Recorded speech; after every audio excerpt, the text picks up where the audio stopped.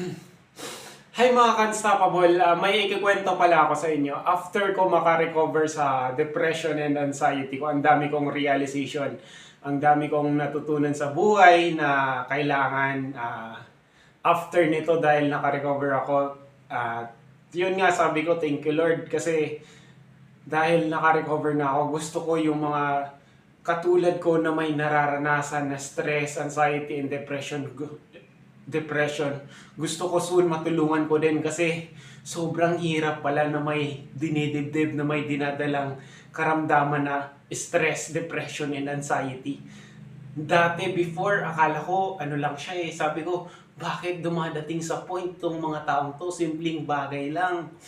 Meron nang suicide, something like that. Pero ang hirap pala i-handle kapag negativity na lahat yung nangingibabaw sa isip mo.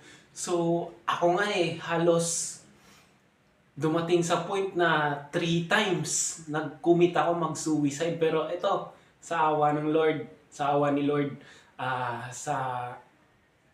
dahil meron akong pananalig sa Diyos, may takot ako sa Diyos, ito, buhay pa rin ako.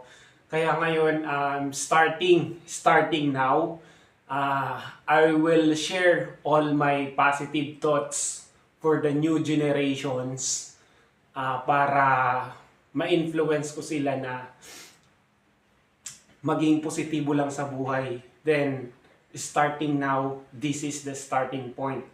This is the checkpoint natin. Alright?